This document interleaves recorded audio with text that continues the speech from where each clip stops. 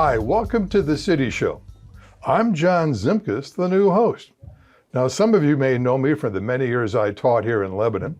Some of you may know me as the historian of the Golden Lamb, and others may know me as the education director and historian of the Warren County Historical Society's Harmon Museum. But others may remember that I've been on this show dozens of times, although never in this chair, always on the couch. And my earliest times were with Mike McMurray when we would do field trips around town. So hopefully this new experience will be one that's pleasurable for me and for you. On today's show, we're going to talk to Michael Coyan, the director of the Warren County Historical Society's Harmon Museum, and we're going to have a couple of segments on the Countryside Y. Right now, we have as our guest Matt Bruins, who is the Chief Development Officer, and Anita Pelletier, who is the Financial Development Assistant. Thank you for both being here on the City Show. Yeah, thanks, John. Yes, Appreciate you having us. Well, the Y has always been such an important part of Lebanon. Whenever I talk to groups, whether at the museum or at the Golden Lamb, I always include the Y because of its significance. Now, how old is it now?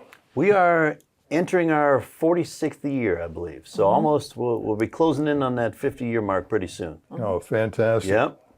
Now, correct me if I'm wrong, is it still the largest YMCA in the country? It depends on what you measure, John, but as far as inside square footage space, we are one of the largest. We're not the largest in the country anymore, but we're in the top like 3 or 4. I think there's a few that have been built since the renovation at Countryside Y that have a little bit more indoor square footage, but we sit at about 230,000 square feet, which is large for a YMCA, for sure. A lot of great amenities out there. We're very fortunate to have the community support we do to make that happen for this area, because it's great. It's fantastic. Y. Yeah. Now, when it was formed in 1978? 77 was the pool, and then the building came right after it, so yes. The people on the original board of directors were a who's who of the movers and shakers of Lebanon and Warren County. Of course, you have George Hinkle, developer and real estate mogul. You have, the man it's named after, Ralph J. Stolle. When I first moved to Lebanon many years ago, I was always confused because I had heard that Ernie Fraze had invented the pop-top can. But then I come here and I hear, well, there's Ralph J. Stolle. Yeah. But one without the other doesn't work. Fraze up in Dayton did invent it, but it was Stolle who made it practical and made the machinery which allowed it to be mass produced. Correct. And then, of course, the only engineer on that original board was who? Do you know? Is that Neil? Neil Armstrong. All right, yes. good. Glad I got that one right. Now, what is the mission of the Y? So our mission is to put Christian principles into practice through programs that build healthy spirit, mind, and body for all. So that's the YMCA mission, and that's what a Y is designed to do in a community. Certainly help people improve their quality of life, and just improvement through quality of life. We're just talking about spiritually. The Y has a chapel out there. We're open for all, so all walks of life are able to come in there, but we do put a stake in the ground and say, we operate things with a Christian principles background, and this is how we go about our work, and we're respectful for everybody that wants to come in their doors and be part of that. And then mentally, there's a lot of different things out there. You know, we have a Stolle Center, which is 50 and over, kind of our senior center in the area, or in the Y itself, and that's a great example of the fellowship and how just mentally the Y is there for people. You get to meet small communities inside the Y, and mentally it's very good too, just people getting to be around other people with the same interests and the same drive and the same happenings. And then we also have obviously all the physical pieces, the treadmills, the weights, the pools, areas to improve yourself physically. So physically, mentally, and spiritually is how we try to be there for the community. And then we also want to always have people in the community think of the Y if there's a need in the community, like, hey, is the Y something that could help out with this? And a lot of times we are, and we're very fortunate to have that ability to do that. And if we aren't, maybe we can connect you with someone that is. So we'd like to, Chris Johnson does a good job of kind of portraying that message out to people like, hey, if there's a need in the community, let us know about it. a lot of times we are able to help in some way, shape, or form, and if we can't, we might be able to bring some people in that could do it instead of us. So, Now, your programs and your classes are quite a spectrum of different things going on. true. Give us a few examples. So I'll let Anita talk about some of the other programs. So Anita is one of our pottery instructors. So I'll let her talk about some things. But if traditionally you ask someone, what does the Y do? Like if we're out on the sidewalk, they would be like, oh, they have swim lessons, or my grandson plays basketball out there. So they're familiar with the physical pieces, the soccer, the flag football, the swim team, the swim lessons, those different type of things. Some of the other programs are some of our outreach programs that our YMCA does for the community, and we do an annual campaign that supports it and makes those happen. But we have a wonderful fourth grade Begin to Swim program. We have 3 different schools bus fourth graders here, and at no cost they get to come in and take an 8-week swim lesson.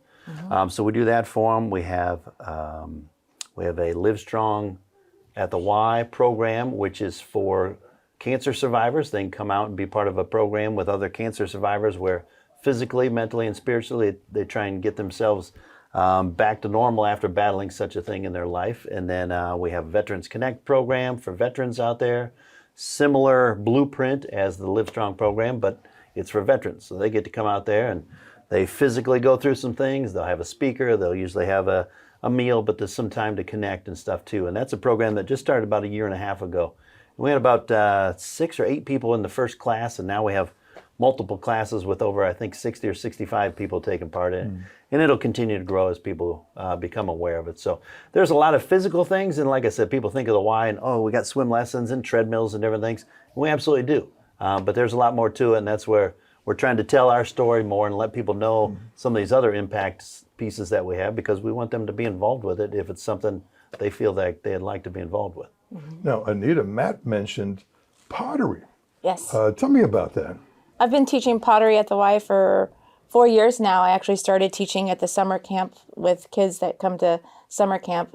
And I really enjoy it. I enjoy meeting new members, and especially meeting the kids that come in and help teach them. It's a really great learning tool. They learn to be patient. They learn to, understand about, the process of making specific things. So I like when their light bulbs go off. And they have fun, and that's the most important thing too. Is it just for kids, or is it for adults too? I also teach an adult class, so that was new this session. But yeah, it's for adults, and we have 4 pottery wheels, so the adults really like to use the pottery wheels. So it's really a great program that we have. What other kind of non-athletic classes and programs do you have there? As in exercising or just education. Yes. There's lots of we do. There's a Spanish class. There's a lot of the kids things like ballet, different things for. We do fencing. There's tap dance, clogging. So a lot of different things that don't involve like the muscle weight kind of. We have a cooking class. Cooking, yeah. Some kids come out and take part in that. So. Arts and ed, yep. Now, I'm a member, and a couple of weeks ago, I'm leaving after exercising, and I see young people bringing in musical instruments. That's usually during the day. That's probably the homeschool. They have like a band that they participate in, and they come and practice there as well. So that's part of we have a homeschool art program and things like that for the kids to do. Now, Matt, you mentioned briefly fundraising. Now, I understand you have a major fundraising event coming up soon. We do. So, this is kind of kicks off our annual campaign, but we have a gala coming up. It's at the end of February. Anita is dressed the way she is today because it is a disco-themed event. So we're pretty excited. We're going to have a good time. We're going to be dressed up. We got a lot of sponsors, and we've encouraged them. So it'll be a neat event, but it's February 24th. It's on a Friday, the last Friday in February. Yeah. It's out at the Manor House this year. We're expecting 325. So it'll be a good turnout. We got, like I mentioned, we got a lot of good sponsors, our presenting sponsors that are on our invites. We talked to those earlier, actually at the end of last year probably, but LCMB, Conger, ESC, and Miami Valley Gaming are 4 presenting sponsors this year, and we're thrilled to have them because helps us plan and be able to get some things ready for the gala. But the gala is a big event. We are geared to net around 85 to 90,000 from this event. And we've got about 30 sponsorship tables right now, and we'll get more people there that evening. But we've got a gala committee that has about 13 or 14 people that Anita and I have been fortunate enough to get to work with for 2 or 3 months now at least. Yes. And we've got another about 6 weeks of planning to go. But 4. it's, oh my goodness. It's right here. I gotta get more done. Right, no. It's great. It's an exciting event. Last year was my first live one. I've been down at Countryside Y for 2.5 years, but first time I was here, we had to do it online. We had to kind of ad lib through that first year I was down here because of the pandemic. But last year we got everybody back at the Manor House and had a wonderful time. That one was a Hawaiian themed one. This one is a disco themed one, and yeah, it's great. We got a great committee, a lot of good people on there, putting a lot of efforts into it, and it'll be a good time for sure. Yes. Anita, I must apologize. I was looking at you and I was thinking, boy, she takes that pottery sort of like back to the earth, flower child That's kind right. of pottery. Yeah. Oh, yes.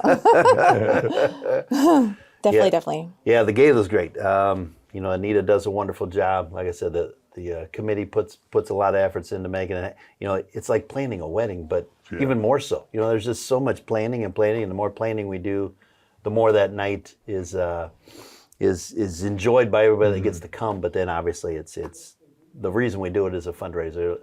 We'll for our annual campaign, we'll try and raise about $375,000 this year, and that all goes back out in the community. And this, like I said, this will be about 85 to 90 of that thousand will come from this. So it's a good way for us to kick off the year and get things rolling. So. Do you sell tables or do you sell individual seats or for the gala? How's We that? do both. Absolutely. We do sell tables. You can do a community table, or you can bring a group of 8. They're tables of 8, and you can do individual guests. It's $100 a ticket. So, and that way you can bring as many guests as you want, or just come with a friend or whatnot. So, but yep. And we have a lot of sponsorship tables too, where there's 8 seats, and then we obviously recognize them as a sponsor, so they have a centerpiece with their logo or something like that on there. But we get there'll be a lot of individual registrants that come, or there'll be 8 people, like Anita said, 4 couples will get together and say, hey, we're all registering individually, can you put us all at the same table? And we'll absolutely accommodate those and different things. But yeah, they get a dinner that evening, a couple drink tickets, but it's an evening. It starts about 5:30 and goes to about 10 o'clock at night. A lot of socializing, up moving around. We'll have some marketing pieces around about the outreach, the program, our outreach programs that are sponsored by the gala, so that people can kind of learn, why they're there and what they're doing and what they're helping with in the community. And then while people are eating, there's a very short program. I'll talk a little bit. Our CEO will talk a little bit. We have an impact story. And then Amy Brewer does a paddle call for us, so that's part of the fundraising piece. And then we get right back to enjoying the evening. So, kind of move some tables around and get a dance floor going this year, I assume, for the disco-themed event. But Yeah, I was going to ask. it'll be neat to Yes. see everybody, in disco garb and coming. Like, we're Yes. excited about that. Will there be disco music and Yes. a mirror ball or that kind of Yeah, thing? absolutely. I'll let yes. Anita talk to that since Oh, absolutely. I mean, we want you to come have fun and learn a little bit about the Y as well. If you can't come, you definitely can go online. We have an online auction that's available. So a lot of times our community members really enjoy giving back to the Y. If they can't come to the gala or an event, we'll have that online auction where they can bid on an item that they really enjoy. We have anything from Reds tickets, sporting events, different, items and gift baskets that our community has graciously donating, which is amazing. We have a great gala. The committee works with the community going around getting different baskets and stuff like that. And I was going to ask you, you mentioned it briefly, but if you're an organization and you want to present a basket to be auctioned off, do we contact you? Absolutely. You can contact Matt or myself. Come to the front desk. The front desk staff are really great about getting the items to us. They know exactly what's going on. So it's amazing that we can all come together and everything fits like a puzzle. It's nice. How many people do you anticipate at the gala? Do you know? We're looking around 3 to about 325 this year.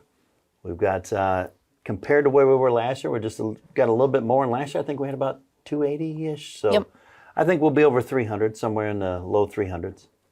Okay. And an event at the Manor House, it's a great venue to have it. Yeah, I know you've been there, John, but the atrium and the ballroom, different things. It's a wonderful place to have it. It really makes for a neat evening. And then we do a lot of decorating Yes. the day before they let us in there, and the day of, and we'll turn it into a disco for this night. But it'll be a lot of fun, like Anita said. Our objective is to have a lot of fun for the participants, and at the same time, kind of let them learn and hopefully gain some knowledge on where their impact is being had in the community through the Y. So, Okay. Now, one more time. Yep. When is it going to be? February 24th. It's the last Friday in February. Okay. Where is it going to be? The Manor House in Mason. Mason. Okay. Mason. And if you want to go, who do you contact? Do you call the Y, or to contact you two, or if you want tickets? You can absolutely contact Anita and I or the Y, and we have a link we can email you, or we have a QR code. Either way, they can get you set up, and you can go on and register through that. Can they register online? Yep. Yes, absolutely. Fantastic. Yep. Okay. Is there anything else we need to point out about the gala?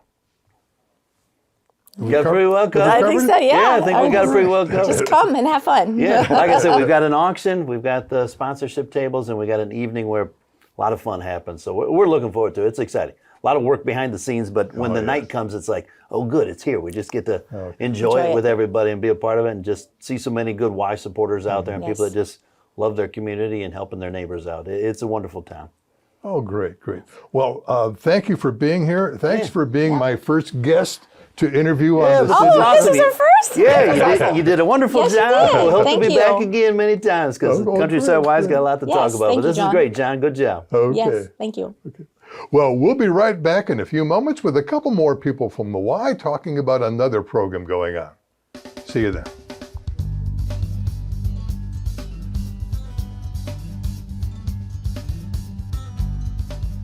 Welcome back. Now, on this segment, we've got two more people from the Countryside Y. We've got Zach McCullum and Allie Ganino. Yes. Now, Allie, we were just talking. You're a former student of mine. I am. I'm sure you get that a lot, though. I do. There's got to be something like 3,500 to 4,000 former seventh graders running around there someplace. Yes. No, I love it. That's why it's so great. It's like I just started working at the Y about 6 months ago, but I feel like I've always been there my whole life growing up there, so it doesn't feel like a new role. Oh, great, great. Now, you are the marketing director. And now, Zach, you are the executive director and program program and the Landon facility? Yes, that's correct. Now, is that program at the Landon or program all overall? Most of our program departments I oversee are at Lebanon. So sports, health and wellness, our member coaches, and then also oversee the Landon branch, and then some of our senior fitness and wellness programs as well. Now, tell me about the Landon branch. Is it a total separate facility? Pretty much run all by itself without too much connection to the countryside, or is there a partnership there? Yeah, there's definitely a partnership. So Landon functions as a satellite facility for us, for the Lebanon facility. And so members can join either both facilities, or they have the option to just join Landon. So if they live in the southern part of the county, and what the Landon facility provides with the fitness activities and child watch and those types of things, if that fits their need, they can just join there. Or they can join both, so they can use both facilities. Now, I know of at least two other YMCA organizations within the county. Camp Kern is run by, is it the Dayton YMCA? That's Dayton-wise, yeah. Now, up in Springboro, they have their own YMCA, don't they? Yes, yeah, so that Y is part of the Dayton Association. Oh, okay, I did not realize that. But we have nationwide reciprocity, so if somebody belongs to Countryside, they can still use any Y in the country as long as they're using one of our facilities 50% of the time or more. There's a lot of snowbirds. We'll use the Y in Florida. Oh, that makes sense. Yes, I didn't realize that. Now, there is a program you'd like to talk about. Was it Family Health Day? Yeah, or Healthy Family Day. I'm sorry, Healthy Family Day. Yeah. Tell me about that. So it's coming up on February 11th. This will be the 10th year that we've offered a Healthy Family Day. It's free and open to anybody in the community. All of our fitness classes are free that day. So anybody, regardless of if they're a member or not, can come in and participate in those fitness classes. And then we usually have around 30 vendors available throughout the Y that are promoting their business, and it's all health driven. So that could be physical, mental, even spiritual health driven vendors. And then we have a great partner in Premier Health. They partner with us. They also provide vendors from their doctor's offices to promote their physical therapy program. And then they also will be there doing blood draws, so checking cholesterol, A1C. They'll be doing blood pressure checks, and then their mobile mammography unit will be there as well if people make an appointment with them. Yeah, I was wondering if they were the same people who had the physical therapy. Yes. Which my wife did use that when she had a knee operation. Now, where in the facility is this going to be held? So kind of the center of it all is in our lower level, right outside of the atrium physical therapy center there at Countryside. But the vendors are spread out throughout the entire Y. We do have prize drawings, and as people visit each of the vendors, they can have what's called a health fair passport stamped, and then they can turn that in at atrium before they leave and be entered into a prize drawing. Now, since it's open to anybody, so people can actually explore the entire Y and see what it's all about. Yeah. Right? And we have a lot of our programs are being represented. Like I know we have this really cool place called Motion Zone, where we kind of combine physical health and technology. And they have some special offerings that day open to the public and some fun giveaways. I know we're going to have maybe some mascots, some kind of almost like field day type events. They can try out the basketball, they can try out soccer. We have some sack races, some different activities, giveaways, and of course some Y swag. So all the good stuff. Now, as marketing director, besides this event, what other events do you work on? Well, I mean, the Y is like always doing so many things. I think that's the biggest challenge for me is making sure we're communicating that. Just today I saw on Let's Talk Lebanon online, they were like, hey, I'm trying to find information about the scuba class that you guys have on Saturday. So we were able to kind of make the connection with our master scuba instructor. But there's so many offerings that the Y has. So I think a lot of my job is just trying to communicate that, whether that be on social media or website or emails. And we also have a reset program that's coming up that's free and open to the community as well.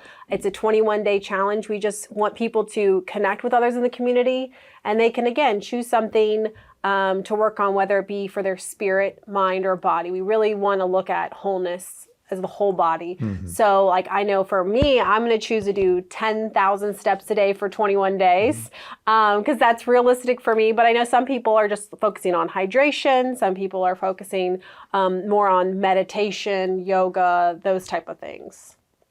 Now, the market you're working for is pretty much Warren County. Yes. Yes. Do you just put it on social media, or do you contact physicians or schools or? Yeah, we have so many relationships, which is awesome, about just kind of the way Warren County works. It's a very relationship-driven community. So like even with our relationship with Premier, like we do a Delay the Disease, which is like wellness with Parkinson's. And from what I've learned is, that's something that's not a linear journey. And so we work with them to get the resources that people need. And so we have a lot of partnerships like that in the community for different programs. We have a Live Strong program, which is free and open to community. And so I know that a lot of the oncologists, we have relationships with them. And they just help us kind of give those resources to folks once they've kind of are at a point in their journey where they're trying to kind of build up their confidence and their health and wellness independently. Now, Zach, as program director, what kind of programs do you create? Well, we have everything from group fitness classes to basketball, flag football, leagues for youth. We also do a lot of outreach programs. So like Allie had mentioned, the Live Strong program for cancer survivors. We have a veterans program that we run 3 times a year, 12 weeks at a time for anybody who's a military veteran. Just kind of helping them with be able to improve their physical, spiritual, mental health. So, I mean, our programs really run the gamut. Now that online catalog, I sometimes look at page after page of what's going on. Is that yours? Some of those programs I help Yeah. operate, but Allie does a great job putting that together. Oh, good, good. Yeah. Well, it Yeah. is fascinating. It's very impressive, all the things you've got going on. Yeah, well, and we're excited because like right now we're starting to gear up for camp. So I know it sounds like, oh, it's January, you're gearing up for camp, but already we started to kind of what we call our master grid of like what camps are offered and when. And it's one of those things that's amazing. We're blessed to have a great property, a great facility that allows us to host a lot of great events, and camp is one of them. And we have a lot of financial assistance available. So if someone's, would love to send their kid to camp at the Y, but they're like, I'm not sure cost wise, we have a lot of options for families to make it reasonable for everyone to be included in camp. Now, Zach, you're the director of the Landon facility, but there's also some sort of facility or connection with Otterbein. Yes, that's correct. Tell me about that. Yeah, so Otterbein has a life enrichment center that we partner with them on, so we operate that for them. There's a cardio strength center available there with weight machines, cardio machines that every Otterbein resident has access to, as well as the Otterbein employees. We also have a swimming pool there, so they can do water fitness classes, lap swimming. There's a hot tub, and then also an indoor track. Oh, great. But it's much bigger than I thought then if it has an indoor track. Yeah. Yes. Yeah, fantastic. Now, Healthy Family Day. I've got it right this time. When is it again? February 11th from 10 to 1. 10 to 1. Yes. And it's all over the Y. Although part of it will be in the lower level, you actually will have people working all over the Y, promoting the Y and all the programs and promoting healthy families. Yeah, That's and correct. before the event, we are going to give away some Pilates reformer classes, 3 different ones we're going to give away on Facebook. So if someone wants to follow us on Facebook, they can find out about that. We're going to do a nature walk or hike on our nature trails at noon that day. Yeah. And then I believe free in-body assessments. Free in-body assessments, yep. Our member coaches who kind of help onboard all of our new members, they're going to have a booth set up providing those in-body assessments. Well, is there anything else we need to point out to the viewers? No, I mean, I honestly think there's amazing things going on. And so we always invite people to come into our facility, take a tour. If you don't want to get out in the snow, you can actually go on our website and take a virtual tour. That's something that's rather new, to see how the building has changed. I know growing up here, it's been cool for me to see how like, oh yeah, the entrance used to be over here, and to kind of see, I kind of get a little nosy. Like I remember when the cafe was over here. So it's kind of fun too, to just see how the building has grown and developed to the needs of Warren County. Well, Allie and Zach, thanks for being here. We appreciate all the information. And we'll be right back with Michael Coyan from the Warren County Historical Society's Harmon Museum.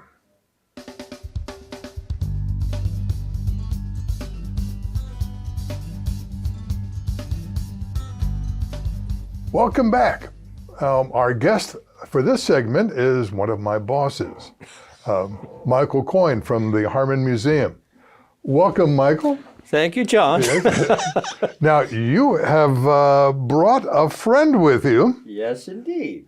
As I mentioned earlier, before we were on the air, it's worth a couple of nightmares right there. Tell us about this unique piece. This piece was recently donated to us by a gentleman who is donating quite a bit of folk art to us. The fox was made in the 1980s in Kentucky by a woman and her husband by the name of Adkins. But this fox is incredibly well traveled, for the fox was in the Fenimore Museum of Art in Cooperstown, New York. It was in the American Museum of Folk Art in Manhattan, in New York City. It was in the Rockefeller Museum of Folk Art in Williamsburg, and he's come to live permanently in the folk art collection at the Harmon Museum. Fantastic. So his journey is done. Now, is folk art a medium, or is it an art form where there's no classical training? That's the best definition. I say that a good piece of folk art is created by someone who's used to working with like materials. A story that I used to tell was a fellow who was a tobacco farmer in Kentucky, used to working with hickory for the stakes for tobacco. But as he got older and quit growing tobacco and eventually retired, he would still work with the hickory, but this time, instead of his hands creating those stakes to dry the leaves, he would go ahead and carve the most beautiful walking sticks. And every walking stick had a story with it. And every piece of folk art has a story with it. And that's what's amazing. They're non-skilled artists as far as studio classes go. So it's a very immediate art. And really, when you think about it, it's the origin of all art, because we've made art since the beginning of time. And so folk art is, I think, going to be one of the museum's strengths coming into the next few years. Now, you said the Foxes was made in the 1980s. In our display, what are some of the older pieces of folk art? We have folk art there that goes back as early as 1770. We have folk art in the collection of our museum that's actually older than some of the folk art pieces that I've seen on display in the Cincinnati Art Museum, which is what literally blew our patron away when he wandered in the door and said, "This is where I want my focus to be. I want to reassemble the folk art I've loaned to museums all over the United States and bring it here and give it to the Harmon and to the citizens of Lebanon and of Warren and to Warren County." Now, you mentioned the walking sticks. Some of the things in the folk art are actually usable tools. Oh, yes. But were created in such a way that they're beautiful on their own. Yes. That's the amazing thing is, or sometimes they're things out of found objects. We have a collection of what we call tramp art. Tramp art, which was very popular in the Depression, was often and is often still, although few people create it now, but it was made out of discarded cigar boxes that were largely mahogany. And the hobos, or people living where these boxes would be discarded, would go ahead and assemble small chests and drawers and miniature furniture, and they would do them in a way that is known as chipping. So they chip away at the boxes, and they're just incredible to look at. But that's what they had to find, that's what they sold, and that's where they got money from these found objects. And now they're highly collectible. And we have a nice collection of those now too. So it's fun. Folk art is fun, and it's an immediate thing. Now, you said our folk art gallery is growing. What else is new at the museum? There are incredible additions to the collection. This past summer, we've added paintings that were owned by King Edward VII. One actually had been in the royal family since it was created in the 1790s, and it's a painting of Lord Arthur Cavendish. And the gentleman who painted it was one of the 9 men who founded the Royal Academy of Art in London in 1790.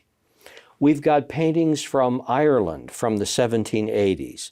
We've got Dutch watercolors. We have Sèvres and Limoges porcelain, Capodimonte figurines. It's just an amazing influx of things that we're displaying now. So we've added, I think in a very good way, those new pieces in so that as you stroll through the museum, it's sort of seamless now. You're traveling through time, and we weave the history in with the art objects. Speaking of traveling through time, in the Gary Semidinger Gallery, we have a new display which is emphasizing our fantastic textile department. It's amazing, and it is called Baby, It's Cold Outside, and it couldn't be more timely. Lisa Holtz and the girls have pulled together some of the most incredible pieces: brocade coats, camel skin, Persian lamb, bear, mink, things that we don't, as a museum, encourage people to kill animals for use. But they're in the collection, and they reflect the time in which they were worn, largely the 20s, 30s, and perhaps the early 40s. fedora hats and all that kind of thing. But people don't realize that our museum has the second largest textile collection in the Midwest. Only Kent State University's collection is larger. And it's very deep. As a matter of fact, this week we're receiving a quilt. No, I'm sorry, it's a coverlet. It was made in Mount Holly, which is that little enclave north of Waynesville. It's barely hanging on to Warren County. But it's where George Henkel told me the best swimming hole was when he was a young boy.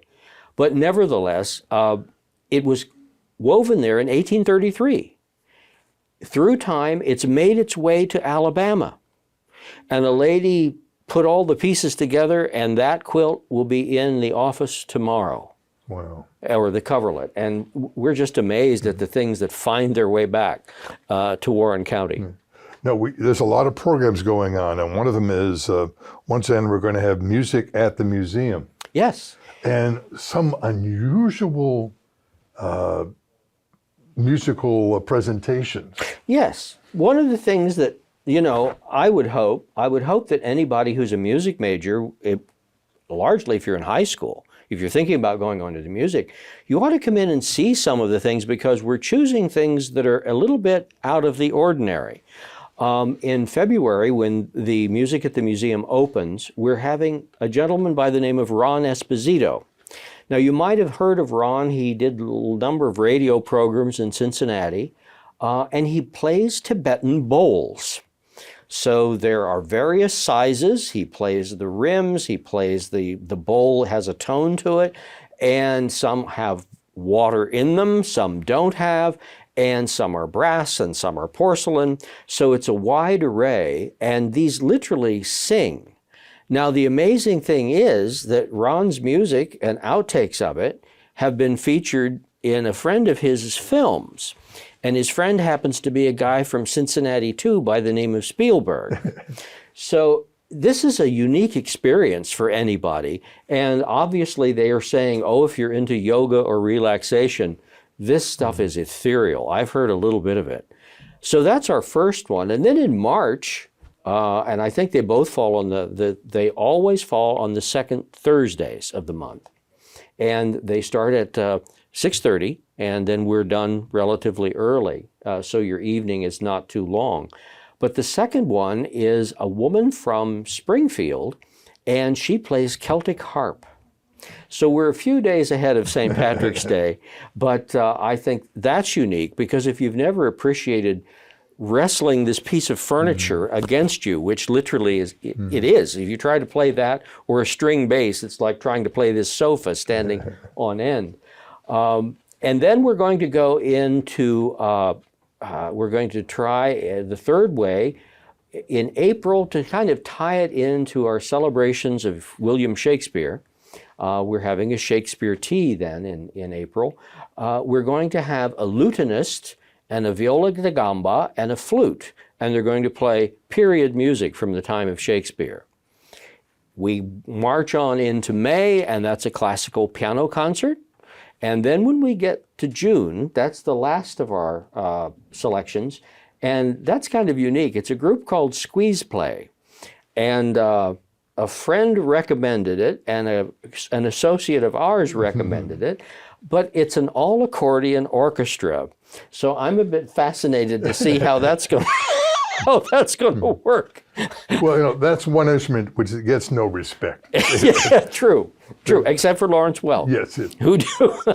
Now, is there an extra admission charge for these concerts? Those concerts, if you're a member, it's $10. If you're a non-member, it's $15. You can buy the series by going to our website. And if you're a student, of course, it's much less. I think it's $5. I don't keep all those figures in my head, but check the website, because all that information is right there. Now, you're going to be involved in some art history classes at the museum. Yes. I guess after 33 years, I thought I hadn't had the itch for two, and now it's coming back. But I thought we would do a series on art and civilization, because I don't know about you, but sometimes I scratch my head when I look at the news and read the papers, what little there is left of the newspapers, since they're shrinking. but I kind of wonder what the definition of civilization is. And so I do know that it manifests itself at particular moments in history through the art. So that's what we're going to examine.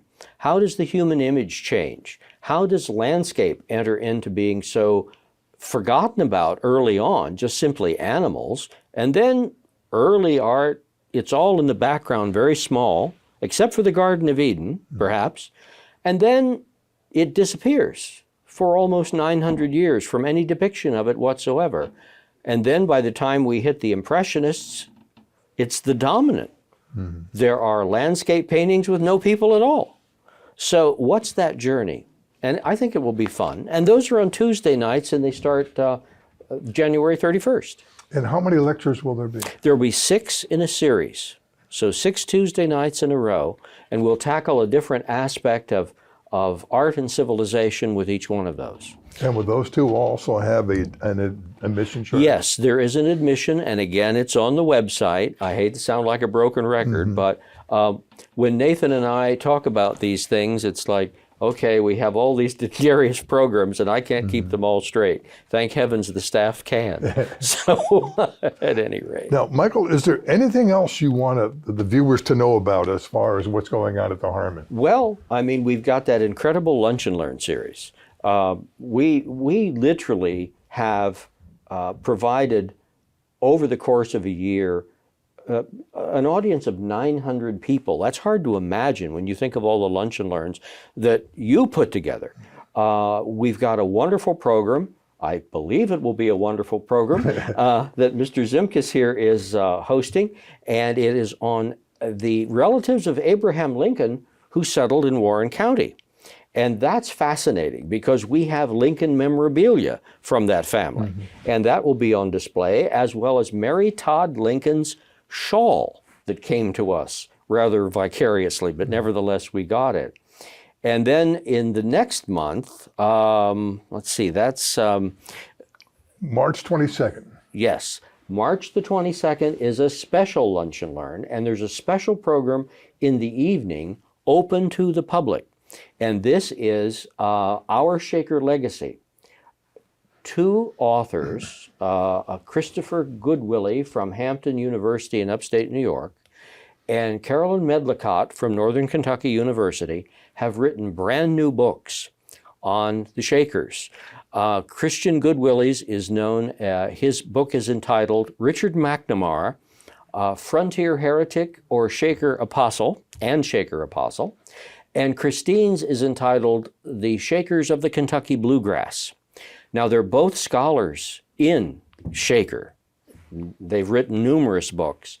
What I like about this is that they are here presenting this almost 218 years to the month that the Shakers came to Warren County and began their mission area of setting up a utopian society here.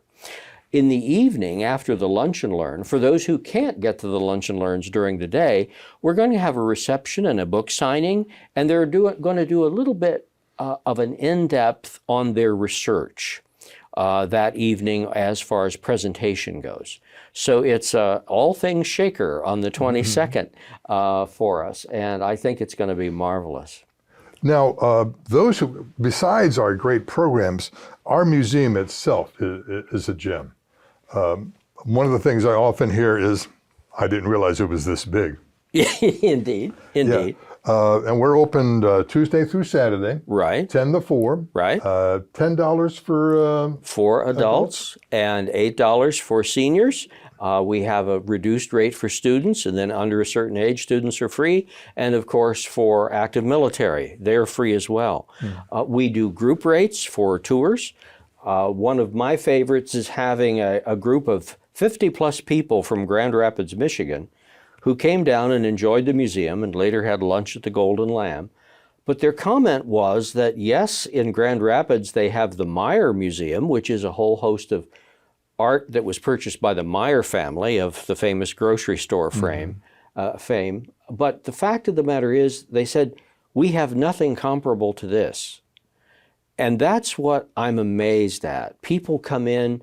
I had a couple come in the other day and they said, oh, we remembered this from years ago, and it was dusty and it was dark and they said, we can't believe what change has happened here. And I said, well, yes, we came in, we used the time that we needed to be closed during COVID to sort of open the doors and blow the dust out and reassess how we were presenting things. And I think it's made all the difference. Okay. Well, thanks for being on the show, Mike. I really appreciate it. Well, thank and you. thanks for bringing our friend here. Okay. And hopefully it won't bring any nightmares to any of you viewers out there. Well, come and see the pig if you want a nightmare. Well, that's our show for this week. I hope you enjoyed it. Take care, and I'll see you around Lebanon.